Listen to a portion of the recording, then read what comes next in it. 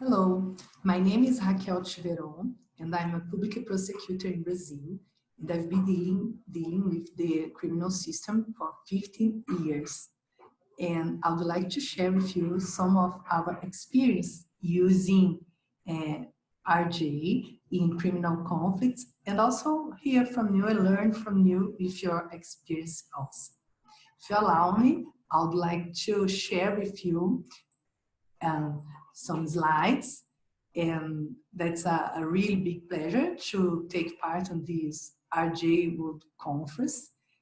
And the title I chose to my speech is Restorative Justice and Criminal Injustice.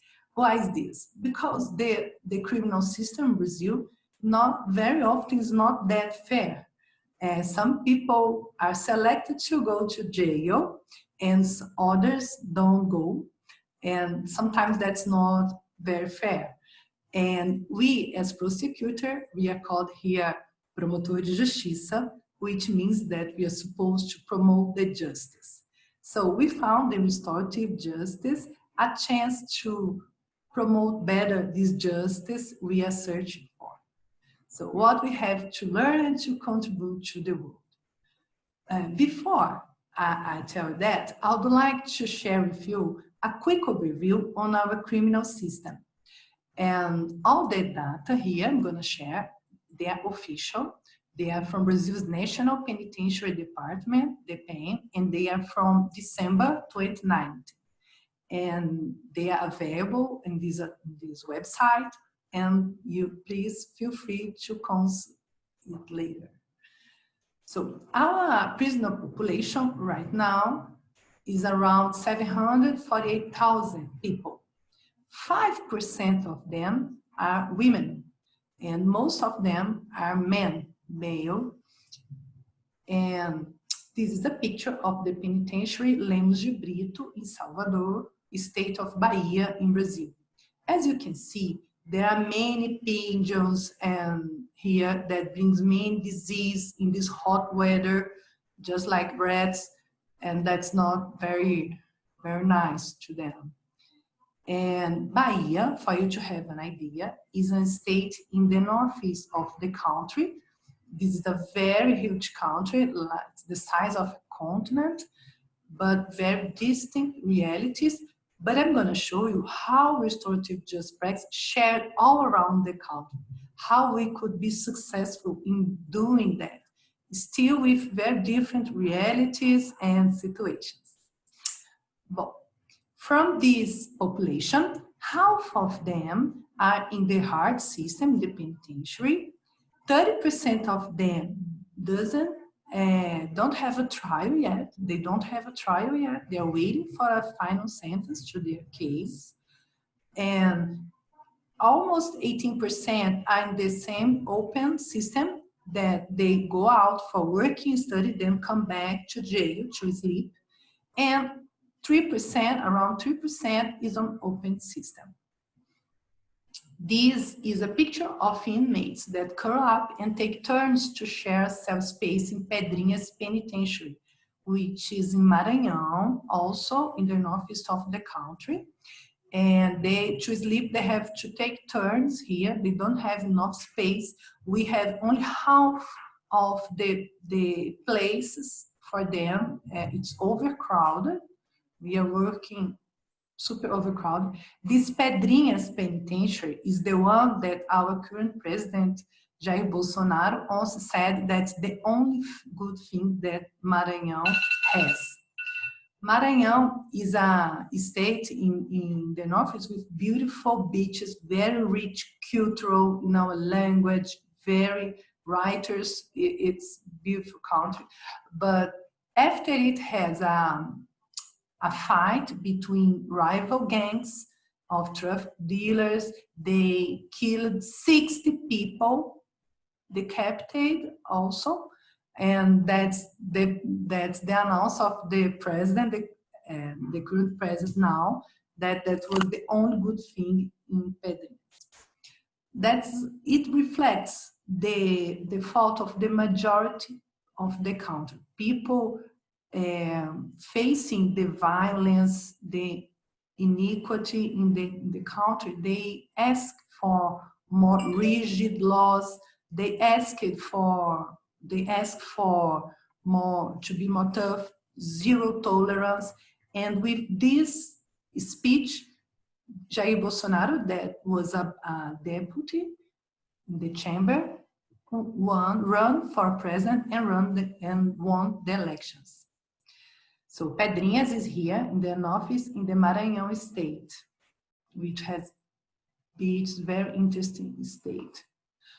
Most of people who are in prison here, half of them are in prison because of crimes against the patrimony. That's what they call robbery, assault, crimes against the patrimony. 20% are there in jail because of drug dealing. As you see, most of people are there, they want money, easy money, let's say like this, easy money, goods that they usually don't have access, working, studying, doing things that are expected. And just this orange part is for people who committed crimes against people, violent crimes, and other crimes are crimes against the state, crimes against sexual dignity, and most of crimes from Brazilian prisoner population are against patrimony. And how is our population? How old are they? They are very young people, starting with 18 years, because in Brazil, we don't punish teenagers in penitentiary. We have a correctional system that is hard as a penitentiary for an adult, but exclusively for teenagers. And the maximum they stay there is 3 years. It doesn't matter which kind of crime they commit. They will stay for 3 years. But from 18 years to 29, look, this almost half of percent of our prisoners are young people who has good condition of labor and very young people in our prisons.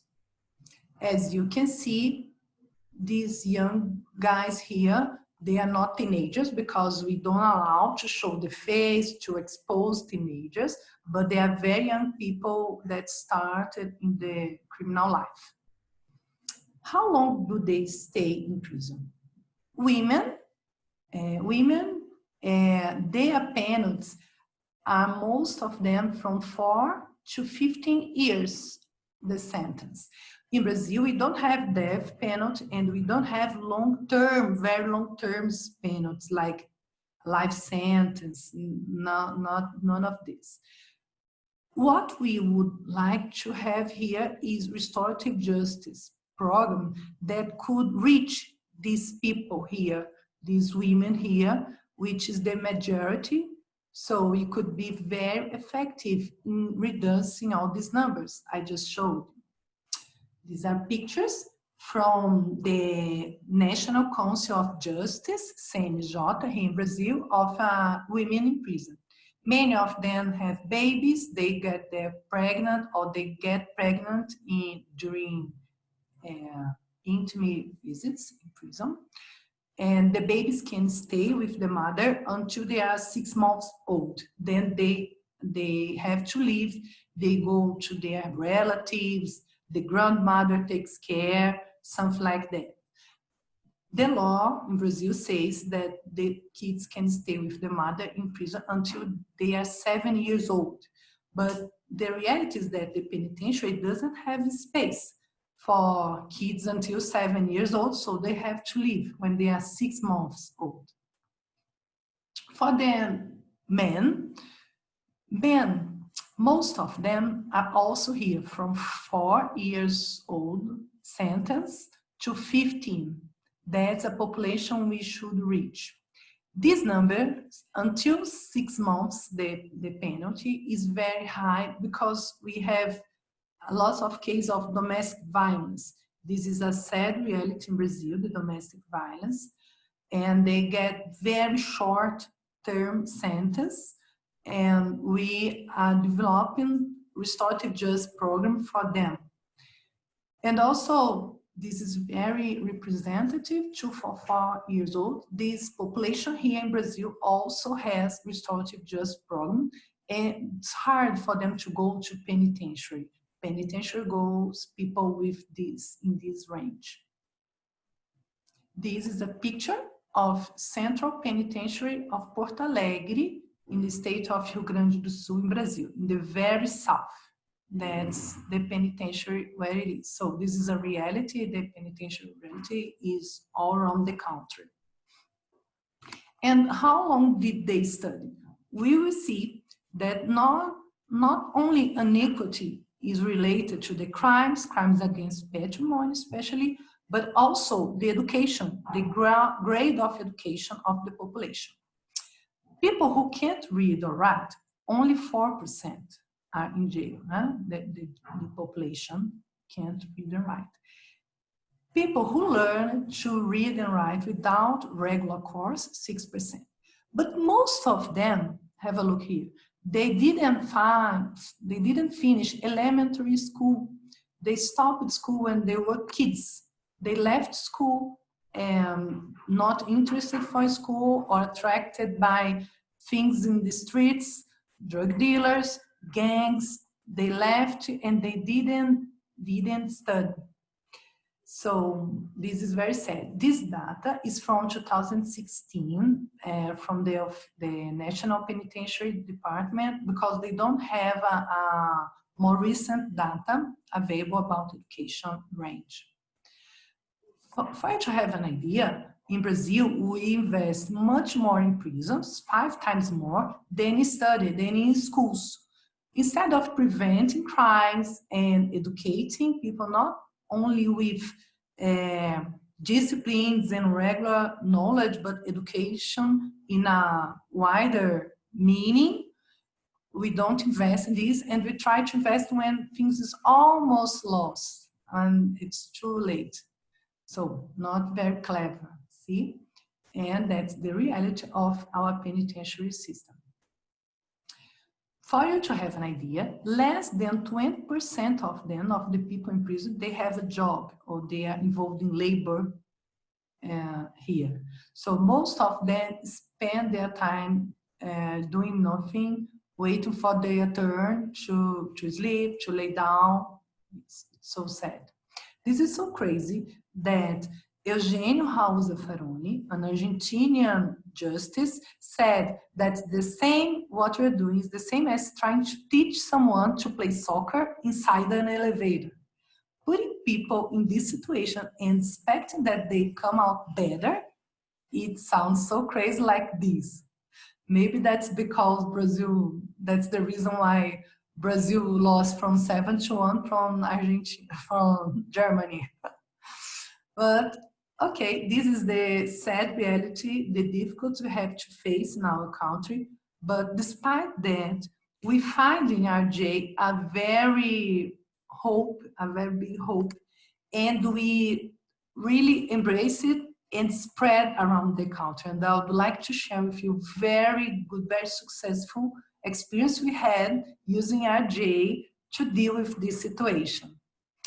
First of all, RJ started here in Brazil with Leoberto Branquer in Rio Grande do Sul, a state in the very south of the country, here, like this. And he was the one who started everything when he was a judge, a single judge in the south, in the city of Porto Alegre. Leoberto Branquer used to deal with teenagers. And the legislation didn't allow lots of restorative justice programs. We never heard before about that. So he took these adolescents and brought to circles, to mediation programs, and he is the one who bet in this idea.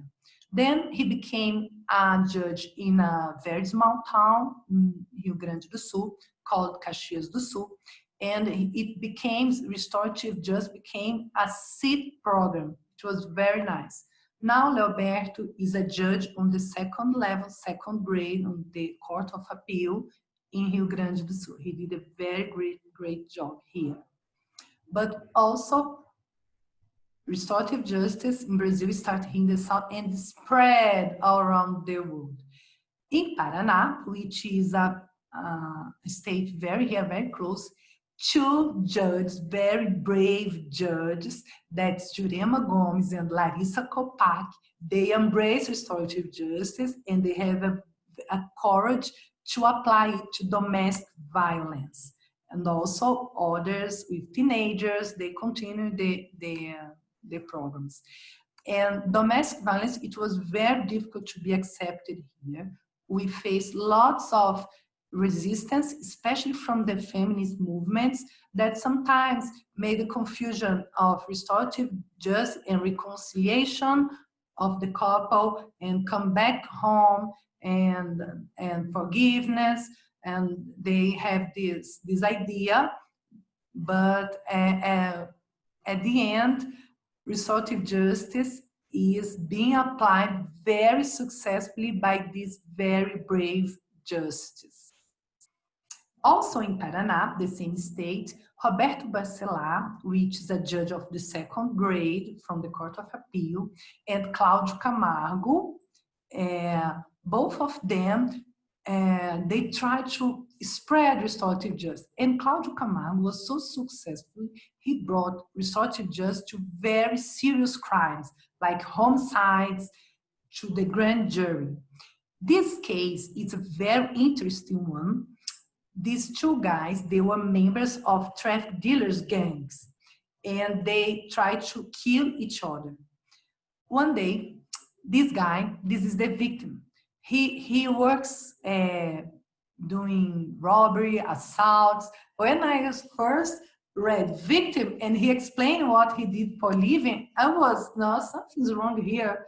He cannot be the victim. But he was the victim of that attempt of homicide made by this guy here, tried to kill him. But he was shot, many parts of his body, but he was in a wheelchair. He didn't die. So they went in the same room. He was convicted and got a very long sentence, around 30 or 40 years, I don't remember very well. They met each other to talk about what happened. And it was so beautiful, such a beautiful encounter to see. You can see the regret, the change of behavior, everything between them. He was afraid because he has a very little girl. He was afraid he would do some revenge while he was in jail for so long. And they had to talk about what happened. And they both see each other as offenders and as victims. One victim of his own, victims of his own behavior. Such a beautiful history, and apply for these guys in the serious crime, and it's available in this web link if you'd like to see it. I really recommend. Also in Paraná, we have restorative justice being applied in very severe crimes. This couple, this elder couple, were victims of robbery in their property by a teenager and other adults. They were victims, they are very fragile, and they went to a restorative justice with the offender, the teenager offender. And they talked to each other, and it was so nice, so beautiful that you can see one trying to take care of the other. And at the end, they said they want to help this young guy to give him a real chance to change his life. And he was so touched that he wants to help himself and also help other teenagers like him to change their life in crime. This is really nice, and the whole story is available on YouTube. I also recommend you to see. Very beautiful and successful practice. But restorative justice right now, it's spread in a velocity that we cannot imagine, thanks to Paulo Moratelli. Paulo Moratelli is the name in restorative justice now in Brazil, a man with a view ahead of his time, seeing forward. He very expertise as a psychologist, a social assistant, and he left his work to spread restorative justice and teach people, judges, policemen, other social assistants, people, prosecutors, people who work with restorative justice all around the country. And Paolo Monatelli, he applies his technique he calls transformative circles all around the world, and it's a very, very nice work. He spread this initiative in schools, with teenagers. It's where he started in Rio Grande do Sul. And now he spread all around the country to Amapá, all around the restorative justice. For you to have an idea, here in Paraíba, another state in the Northeast, 2 young judges touched by Paulo Moratelli's practice, they embraced restorative justice, and here are their hands really embrace restorative justice and applied to teenagers, to everywhere they work. They work in the interior of the country, which sometimes may be very poor cities, and lots of difficulties they face there. But Hugo Zay and Livna Moser, they are people who make difference in their work, using restorative justice and criminal law. Also in Paraíba, the prosecution office, very courageous prosecutor Liana Carvalho, embraced restorative ideas which is very, very new for prosecutors' office, and put it in jails, in penitentiary. She teaches, she promotes courses and events on restorative justice. All these states, they are together in restorative justice, very engaged in this. Brave prosecutor Liana Carvalho, also in Paraíba, right here. And here is where I live, Federal District in Brasília, the capital of Brazil. You may think it's São Paulo, Rio de Janeiro, they are more famous cities, but the capital is the very middle of the country, is Brasília, and we have also restorative justice programs.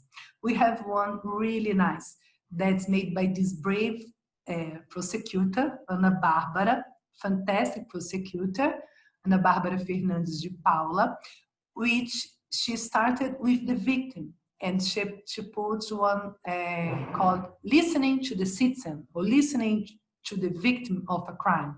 Because of our criminal procedure, we ignore the victim and we just listen to the offender. He has the chance to speak, to tell what happened and everything, but the victim is silenced like this. And she very worried with the victim. She saw an opportunity of restorative justice by the point of view of the victim. Because in Brazil, as I said, people want very hard laws, long-term sentence, penalties. From a prosecutor's office to come with restorative justice program is very new. So they start with the victim, which doesn't exclude the offender, since it's a win-win situation.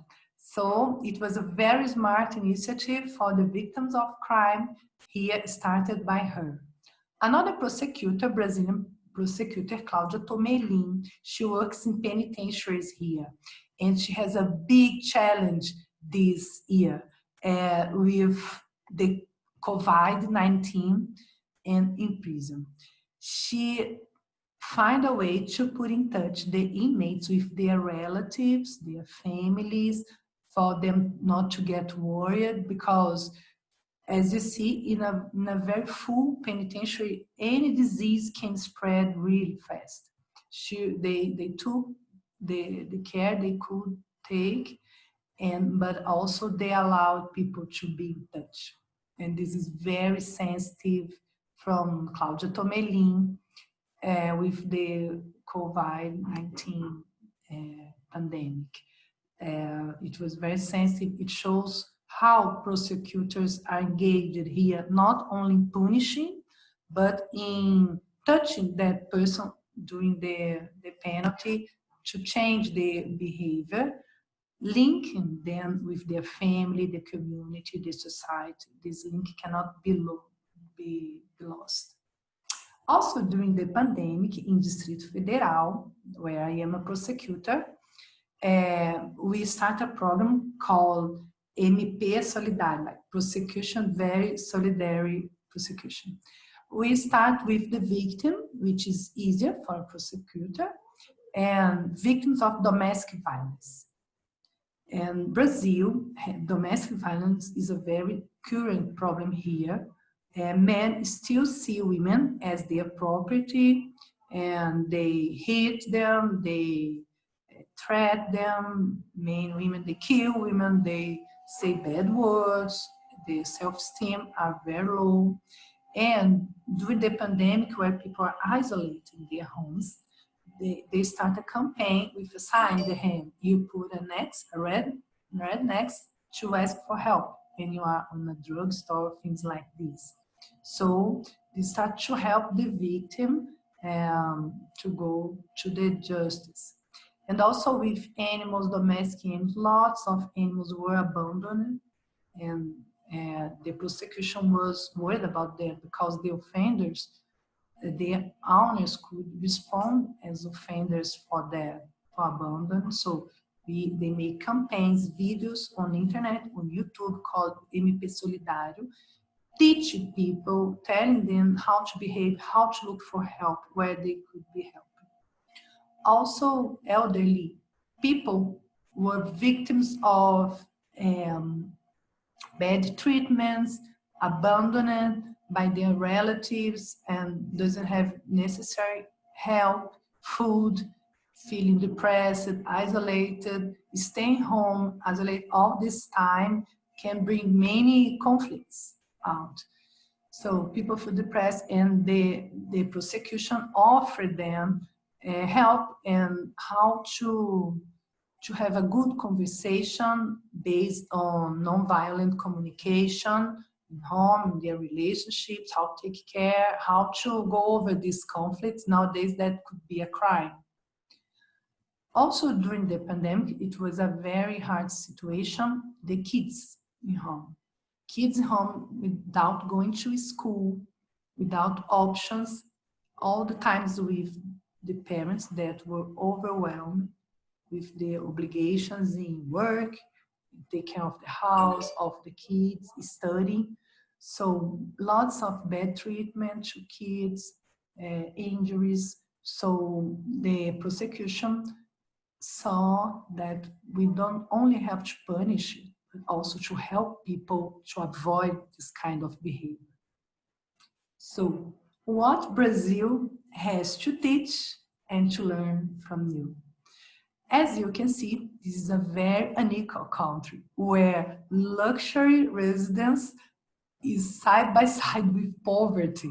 And sometimes it's really hard to live with this inequality, and people who doesn't have the same opportunity, not educational, for labor, to reach the American dream, the Brazilian dream. So they look for easier ways to have their goods, their success, sometimes with drug deal, most of times.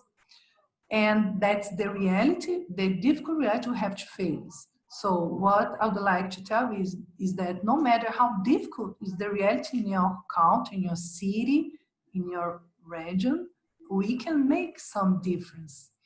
In Brazil, we also face another problem, very hard, is corruption. Corruption is spread all around the countries in all the powers of the federation, legislative, executive, judiciary, and on the behalf of the population itself, the citizens. Nowadays, small acts of corruption, it's something really cultural here, this kind of smart behavior. This is a problem we have to face, we have to fight every day, very slowly in a process, very cultural here. And I hope that through restorative justice, putting yourself in other shoes, it would help to fight this corruption thing. But what I would like to say, that no matter all this situation here, we still have been applying restorative justice very successful in homophobic cases of homophobic and racism, which exists in Brazil. Brazil has most population is brunette, has black skin, dark skin, but we still have racism here, domestic violence, the teenagers, drinking and driving. In this case, we apply restorative justice practices very, very successfully. Because for us, to our reality, this is not very big crimes. Since we have lots of crimes, we have to select what's very, very serious and not that serious. This is serious, of course, but we have worse.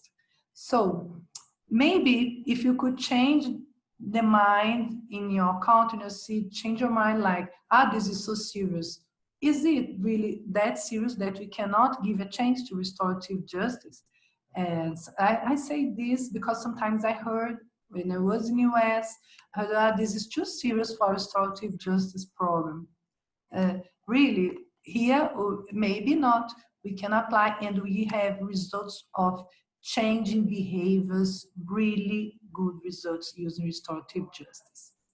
But what we need your help is to that population that's in the penitentiary, in that situation. I told you, we understand and we are open that restorative justice is also applied for the violent crimes, the patrimonial crimes, extortion, robbery, all kind of crimes, but we still don't have restorative justice programs to reach these people. They don't have access to it. We really try hard. They are building the tree of their lives. It may bring them some reflection, some thoughts, but we cannot call this a restorative justice program yet for them. We would be very pleased if you could please help us and to learn a bit from you if you have something like this. And also, if you'd like us to share with you our experience in more details, please count on us. I have a book that I wrote. It's in Portuguese. It's available on amazon.com.br about restorative justice, in which I say the history of restorative justice in Brazil, how it started, how it spread, crimes that's applied, what victims think of that, what offenders think of that, and what they expect. I did research, empirical research, and also text research to show you how it works in Brazil, and maybe some ideas could be applied to your country too. And that's it. I'm very, very happy to be here. I'm available on mail or my phone number. I have WhatsApp also in this number. If you would like to change some ideas, if you have any questions, it will be my pleasure to talk to you and share and learn a lot from you.